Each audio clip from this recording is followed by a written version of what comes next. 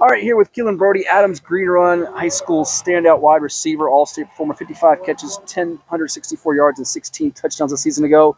Not too shabby. Was that about what you thought you'd have when it was all said and done junior year? Um, it wasn't what I wanted, but Okay. it was good. I feel like it was a good season, but I wanted more than that. But I feel like I did good though. More than that in regards to just the finish of the team outcome-wise? You've won back to Yeah, that regional titles, but I know you still got a sour taste in your mouth from how it ended. for sure. Yeah, won the ring. Sure. Personally, I've like individual goals. I feel like I had a good season. I accomplished everything that I wanted to do. I made first team All State as a receiver, but the main goal I had was to win states. We didn't get there, so to me, it's not a job done. Statistically, you're going to have numbers that may even dwarf a guy that played in the NFL in Plaxico Burress. I know people said that you walked into Green Run, you were kind of the comp of that. But to you, I mean, it doesn't feel like the numbers matter. You're about team first. Is that something now as you go into senior year? It's hard to believe you're going to be a senior now. Coach Williams and the crew are saying like vocal leadership and things you do to get guys in the right place as you can all go on that journey to get that perhaps? Yeah, because if we all work together as a team, we all gonna have the numbers instead of individuals. Like I can go out there and score 4 touchdowns in a game, but I'm only doing it because my teammates is doing their jobs, blocking, getting open, or have taken people out to play for me to get open. So if we all do our jobs, everybody gonna eat. Now, this offense is more complex than they just throw the ball and go get it. I mean, so what do you think makes your offense so successful? And you individually, what do you think has taken your game up from a level from sophomore year to junior now and as you get ready for your senior campaign? What do you think sets you apart and this offense apart? Because it is putting up some numbers that are pretty historic in a lot of ways. Our offensive coordinator, Coach Q, he draws up plays to get guys the ball. So we have a lot of talent everywhere on the field. So he kind of just pick a person to pick on the defense. Like we might see something, then in game when we notice something like DB playing a certain way, or if we do this move, he does this. We pick up on little stuff like that. We come back and tell him, and he draws something up to pick on it. So we make every defensive player pay for their mistakes. Sure. So that's what I say. Good deal. A few more for you. Top 12 you put out in December. Now, I know you've gotten some new offers since then. I believe the likes of Alabama, two-time reigning national champ Georgia, Tennessee, some SEC schools, and I want to say you visited Ohio State here pretty recently.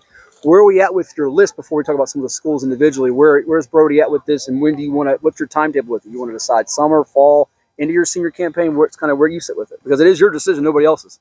As far as recruitment, as I said, my recruitment's still open. I haven't really made a decision on any certain schools. I plan on committing before the season, so that way I can go to my senior season knowing where I'm going, so I have everything set up, so I don't have to worry about that. I can just finish my season, get a ring, and go to college. You've got all the pretty much big boys that are in the picture, it feels like. You get to visit Ohio State here recently. Who's a big boy? What did you take away from that experience and that trip? It's a pretty good school. It lives up to the hype behind it. Every time you hear about Ohio State, you automatically think of first-round receivers. And when I went, I seen exactly why. I got to watch a practice, and I just seen how the receivers, like how they practice.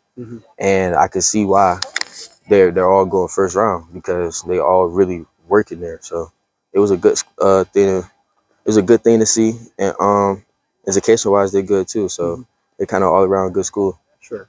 And what's going to appeal most to you as far as factors? I mean, it may not be just one thing about first-round receivers, but is that a big deal in this? Is it about how they use their receivers, the system, the environment? What's the things that you separate to figure out if I'm picking between, doesn't have to be Ohio State, it could be Georgia, Alabama, Tennessee, Virginia Tech, whatever school you put in that picture?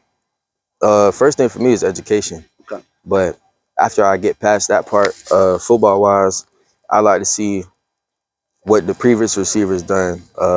Quarterbacks they have, quarterback commits, receiver commits, how they use the receivers, what type of offense they have,